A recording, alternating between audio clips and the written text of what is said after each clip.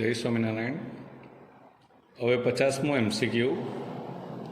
50મા MCQમાં એમ છે કે જો a બરાબર 2 3 3 2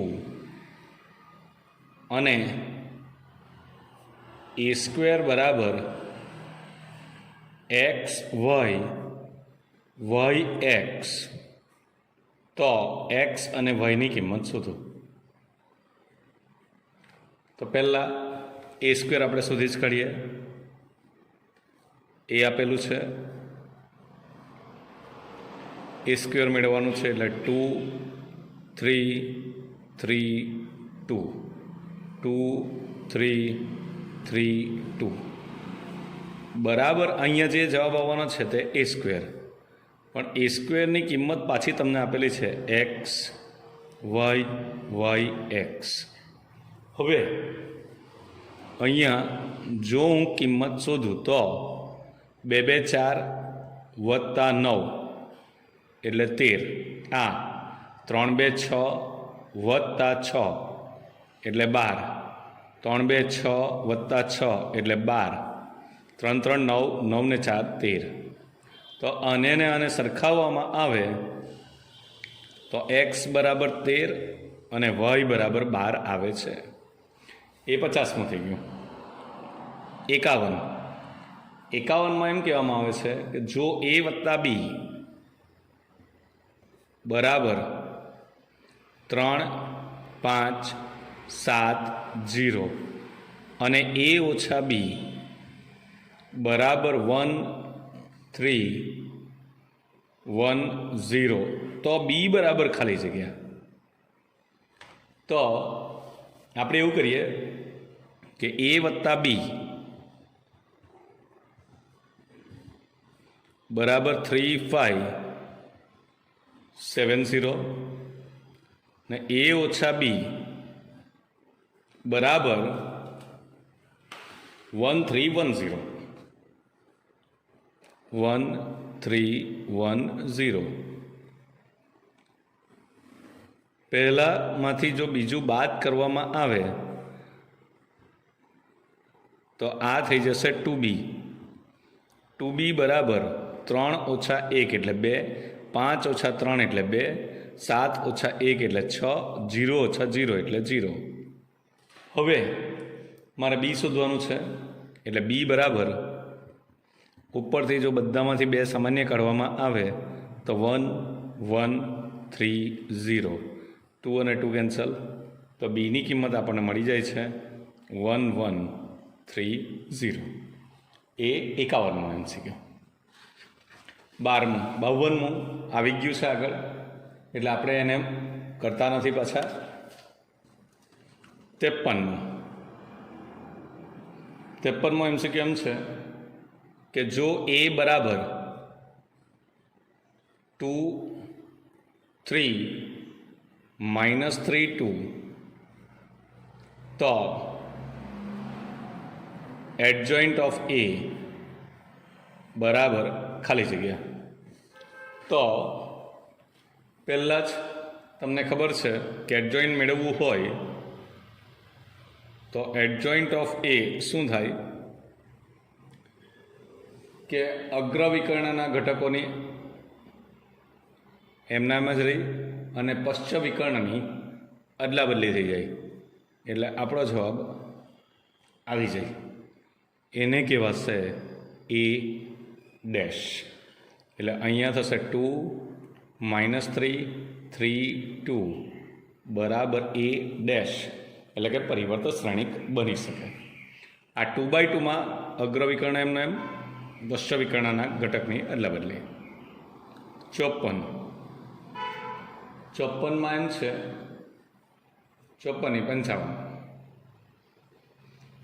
એમ છે a બરાબર જો 0 0 -1 0 -1 0 -1 0 1 તો નિશ્ચાયકનું એના નિશ્ચાયકનું મૂલ્ય મેળવો.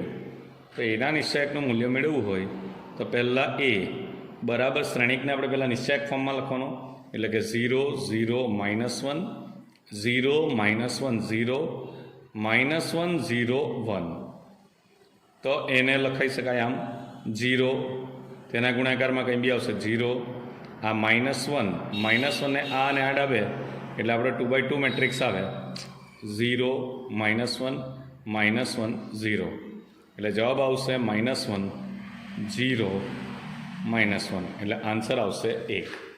આન્સર કેટલા આવશે 1. એ થઈ ગયું તમારે 55. 56માં એમ છે કે જો 2 × 5x 3 4 વત્તા 0 1 1 y બરાબર જો ધારો કે 10 5 7 0, તો x બરાબર ખાલી જગ્યા અને y બરાબર ખાલી જગ્યા. તો પહેલાં આ શ્રેણિકની અંદર ગુણી લેવા પડે, બેને શ્રેણિકની અંદર ગુણી લેવા પડે, એટલે 10 2x 6 8 પ્લસ 0 1 1 y બરાબર 10 5 7 0, એટલે આ થઈ જશે આમ 10 + 0 એટલે 10, 2x પ્લસ 1 6 ને 1 7 8 + y બરાબર 10 5 7 0. સમાનતાના ગુણધર્મોનો ઉપયોગ કરીને 2x + 1 બરાબર 5 ને 8 + y બરાબર 0, એટલે આપણે અહીંયા મેળવી શકીએ એવું કે 2x + 1 બરાબર 5 અને 8 + y બરાબર 0. તો 2x બરાબર 4, તો x બરાબર 2 અને y બરાબર -8. Okay, option D. હવે આ થઈ ગયું 10 5, એનો નંબર છે 58. હવે 56 એક બાકી રહી ગયેલો છે વચ્ચે, તો 56માં દીકરા એમ છે કે જો aij બરાબર i પ્લસ 2j નો સ્ક્વેર નો ક્યુબ હોય તો aij 2/2 શ્રેણિક મેળવો. તો દીકરા 2/2 એટલે આને કહેવાશે a11 a12 a21 અને a22 એલિમેન્ટ. અહીંયા જે જવાબ આવશે તે આપણે અહીંયા લખી દઈશું. તો a11માં આઈની કિંમત 1, જેની કિંમત 1, એટલે 1 + 2 × 1 નો સ્ક્વેર બાય 3, આ 2 ને 3, 3 નો વર્ગ 9, 9/3 એટલે કેટલો આવશે જવાબ 3. એટલે અહીંયા a11 બરાબર 3 આવી ગયું. a12 આઈની વેલ્યુ 1, જેની વેલ્યુ 2 નો સ્ક્વેર બાય 3 એટલે 4 ને 1 5 25/3 એટલે અહીંયા જવાબ આવવાનો 25/3. હવે a21 આઈની વેલ્યુ 2, જેની વેલ્યુ 1, એ આપણે શેમાં મૂકવાની છે? અહીંયા આપેલો છે સંબંધ, તેનો વર્ગ ભાગ્યા 3, 2 ને 2 4, 4 નો વર્ગ 16, 16/3 એટલે અહીંયા લખાશે 16/3. હવે a22 આઈની વેલ્યુ 2 અને જેની વેલ્યુ પણ 2 નો વર્ગ ભાગ્યા 3, 2 2 4, 4 ને 2 6, 6 એટલે 6 નો વર્ગ 36, 36/3 એટલે કેટલા થઈ જાય? 12. અહીંયા થઈ જશે 12. ઓકે, એટલે આપણું આ એનો જવાબ આવશે. ઓકે, આ થઈ ગયું 56. હવે તમારે જોવાનું છે 59માં એમ કહેલું છે x - 1 x + y 2y 4 is equal to 3x minus y square minus 3 6 4. તો એક્સ અને વાયની કિંમત શોધો. તો સમાનતાના ગુણધર્મ પ્રમાણે આ બરાબર આ અને આના બરાબર આ. તો એક્સ માઇનસ 1 બરાબર 3x માઇનસ વાય. બીજું એક્સ પ્લસ વાય બરાબર 6. 3x માઇનસ 7 છે એટલે આ 7 થઈ જાય. તો આ એક્સ આ બાજુ જવાનો એટલે 3x ઓછા એક્સ બરાબર 7 માઇનસ 1. તો 2x બરાબર 6. તો એક્સ બરાબર 3. આ એક્સની કિંમત અહીંયા મૂકવામાં આવે તો વાય બરાબર 6 માઇનસ એક્સ. તો વાય બરાબર 6 માઇનસ 3. તો વાય બરાબર 3. તો એક્સ અને વાયની કિંમત 3 3 મળે છે. એ પતી ગયું. હવે આપણે જોઈશું 62. 62માં એમ કહેલું છે કે જો એ બરાબર 2x 0 એક્સ અને એક્સ ને એ ઇન્વર્સ બરાબર 1 0 માઇનસ 1 2 તો એક્સ શોધો. તો દીકરા આપણને ખબર કે એ ઇન્ટુ એ ઇન્વર્સ બરાબર આઈ. કાં તો આનો એ ઇન્વર્સ શોધી કાઢો કાં તો આનો ઉપયોગ કરો. એ ઇન્ટુ એ ઇન્વર્સ બરાબર આઈ. તો એ ઇન્વર્સ તો આપેલું જ છે. શું આપેલું છે? 1 0 માઇનસ 1 2 ને એ આપેલું જ છે પાછું 2x 0 x x. એના બરાબર જે જવાબ આવે તે તો એકમ શ્રેણિક છે એટલે 1 0 0 1. તો અહીંયા કર્યું તો 2x પ્લસ 0 એટલે અહીંયા આવી ગયું 2x 0 0 x minus x 0 0 2x. સરખાવી કાઢવામાં આવે તો 2x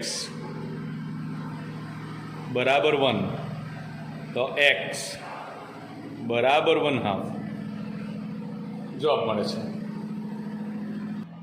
MCQ જોઈ લેજો. શ્રેણિક એ આલ્ફા 2 2 આલ્ફા.